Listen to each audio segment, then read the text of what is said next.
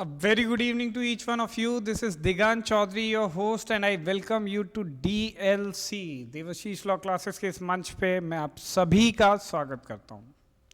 दोस्तों, आज है 1 तारीख, 60 दिन से भी कम का समय अब रह गया है आपके एग्ज़ाम के लिए। रजिस्ट्रेशन लिंक आपकी 29 तारीख को खुल चुकी थी। 28 अक्टूबर को ये रजिस्ट्रेशन लिंक क्लोज होने वाली है। बिफोर दैट हैपन्स, आप अभी के अभी अपना रजिस्ट्रेशन कंप्लीट करके फ्री हो जाइए।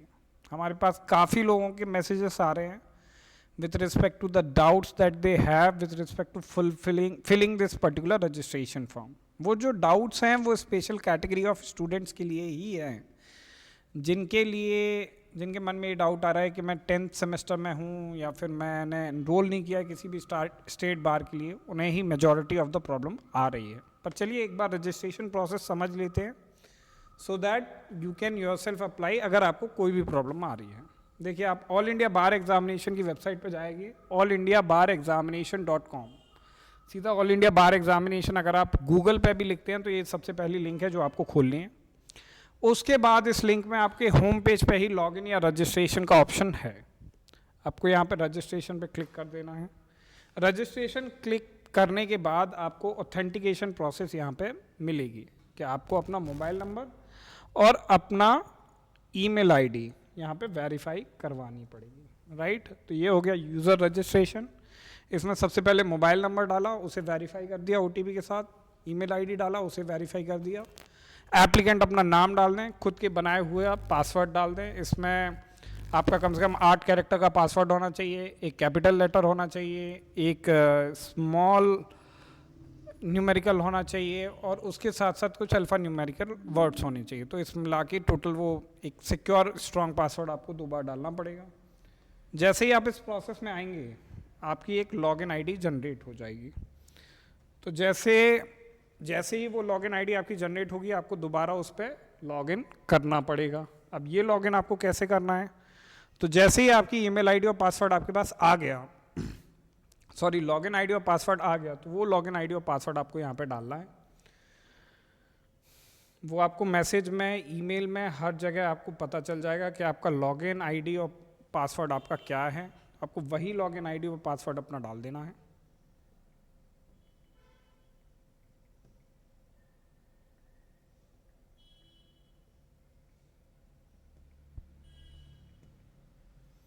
राइट, यहाँ पे कैप्चा आपको डालना है।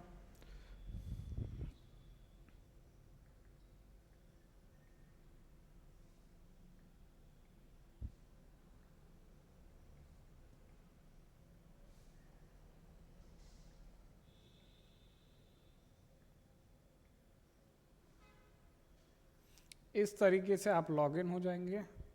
लॉगिन होने के बाद सिर्फ एक ही एग्ज़ाम डेट है जो कि यहाँ पे दी गई है। उसी एग्ज़ाम डेट में all India bar examination start date 29 सितंबर लिखा है यहाँ पे, all India bar examination 20th edition. इस पे आपको जाना है, यहाँ पे अप्लाई का ऑप्शन आ रहा है, इस अप्लाई के ऑप्शन पे आपको क्लिक करना है।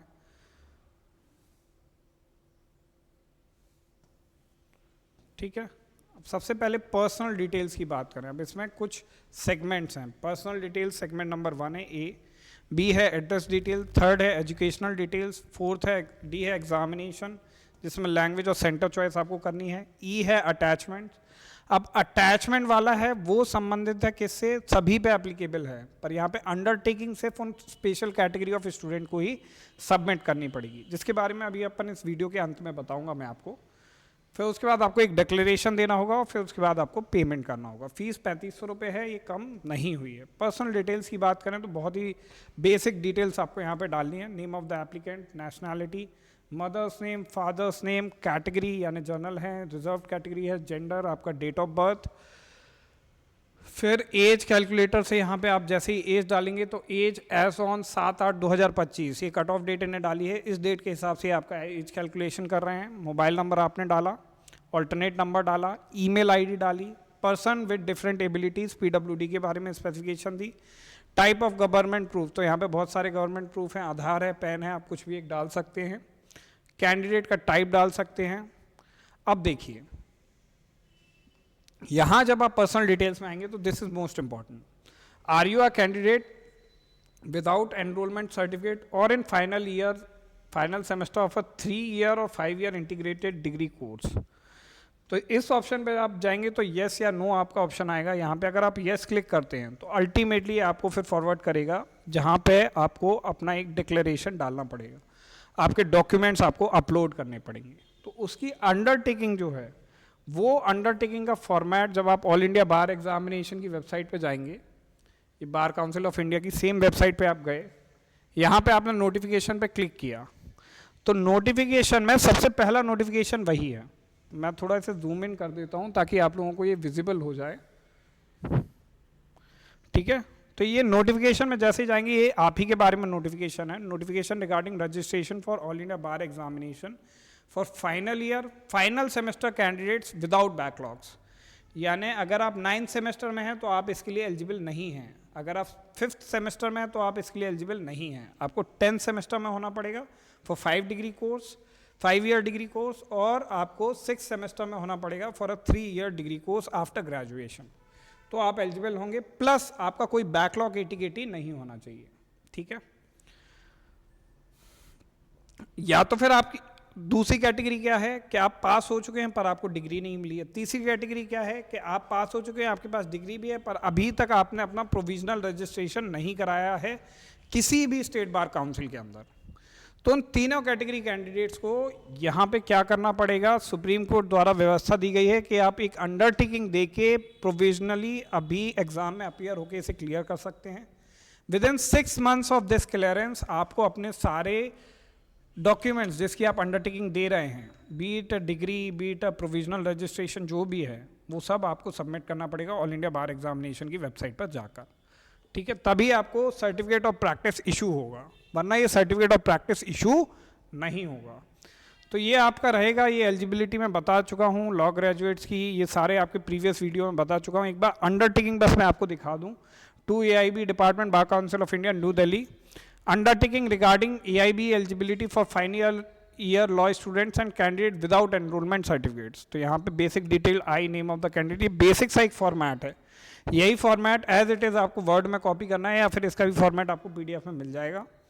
आई am a final year student semester of law with no backlogs, यहाँ पे ये सब आपको मेंशन करना पड़ेगा। आपको ये भी मेंशन करना पड़ेगा कि आपने जिस यूनिवर्सिटी में एडमिशन लिया था उस यूनिवर्सिटी को रिकॉग्नाइज किया गया है BCI द्वारा। ये पूरी अंडरटेकिंग को आपको अटेस्ट करना पड़ेगा, फिर उसके बाद इस अंडरटेकिंग को आपको अपलोड करना पड़ेगा, राइट। ये सारे आपको डिक्लेरेशन देने पड़ेंगे, है ना। तो इस तरीके से आपकी अंडरटेकिंग होगी। अब देखिए अंडरटेकिंग AIB, है ना, ये अंडरटेकिंग का फॉर्मेट इन लोग ने दे दिया है कॉपी करने के लिए। तो एज इट इज़ आपको ये अंडरटेकिंग का फॉर्मेट करना है कॉपी, इसे भरना है और इसे सबमिट कर देना है। तो इसमें सारी डिटेल्स भर के आपको साइन करके और फिर उस पर्टिकुलर ब्लॉक में जो वो डॉक्यूमेंट मांग रहे हैं अंडरटेकिंग को, उस अंडरटेकिंग को आपको सबमिट करना पड़ेगा, राइट। आगे बढ़ते हैं। तो पर्सनल डिटेल्स के बाद फिर आपको ये वाला भी अगर ऑप्शन आपने ऑप्ट किया है, उसके बाद एप्लीकेंट की फ़ोटो ID और सिग्नेचर, है ना। इसमें विड्थ दी है 150 px और हाइट दी है 100 px। तो इसको आप सेट करके और फिर उसके बाद किसी भी सॉफ्टवेयर में जाके कंप्रेशन के आप अप्रोप्रिएट साइज बना सकते हैं। यहाँ पे फोटो में जाके इसे एडिट कर सकते हैं, क्रॉप कर सकते हैं, राइट। नेक्स्ट स्टेप पे आप गए, एड्रेस डिटेल पे गए। एड्रेस डिटेल में अगर अपन देखें,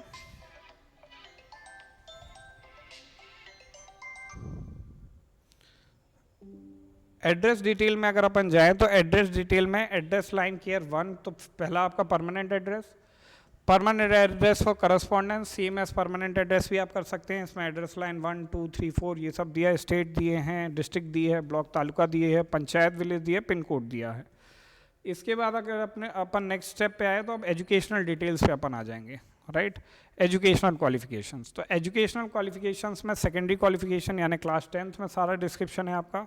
स्कूल इंस्टीट्यूट विथ एड्रेस, कौन सा बोर्ड है, CBSE है या स्टेट बोर्ड है, मेजर सब्जेक्ट्स कौन से थे वो सब आपको मेंशन करने हैं। रिजल्ट टाइप मेंशन करना है कि आपका परसेंटेज वाला था या CGPA था, वो सारी डिटेल्स आपको यहाँ भर देनी है। सिमिलरली आपको हायर एजुकेशन की, डिप्लोमा, मैट्रिकुलेशन, जितनी भी आपकी डिटेल्स हैं वो सारी सेव करनी है। फिर एलएलबी की क्वालिफिकेशंस आती हैं, आपने एलएलबी की क्वालिफिकेशन भी सेव कर दी। हायर स्टडीज़ में ग्रेजुएशन और पोस्ट ग्रेजुएशन के बारे में बात कर रहे हैं, मास्टर डिग्री, ये सब आपने भर दिया।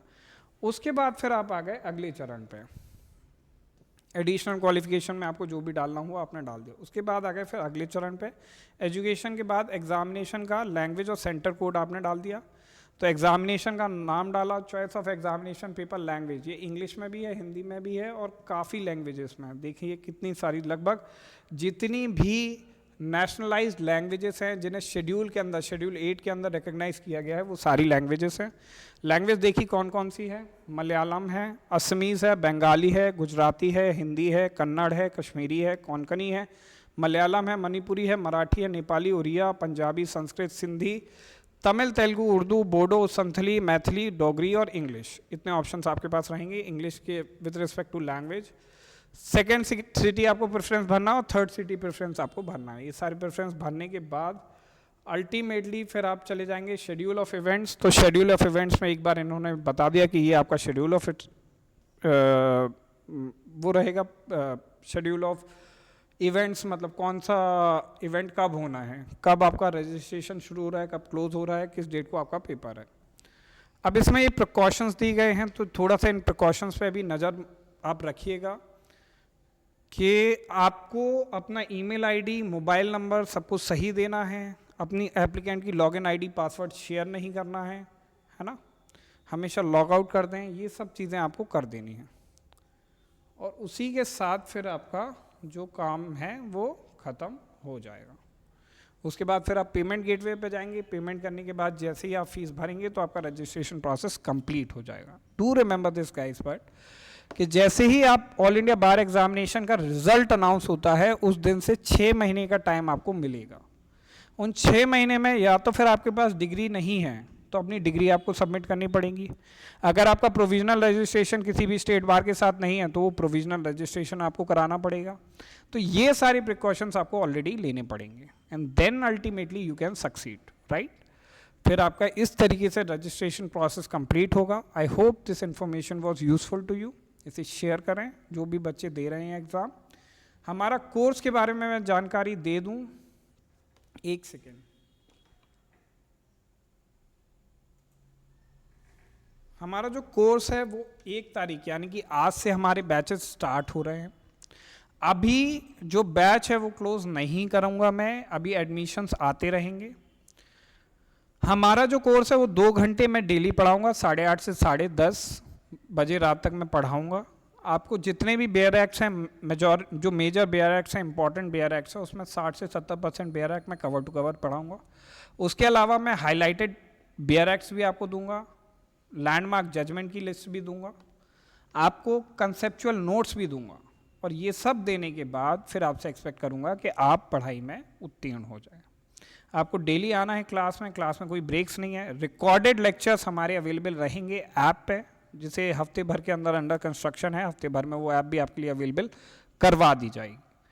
So I hope this session was informative to you. Share and support us. The more you can, the better, right? We are dedicating our 100% with respect to this course और ये legal journey start करने के लिए।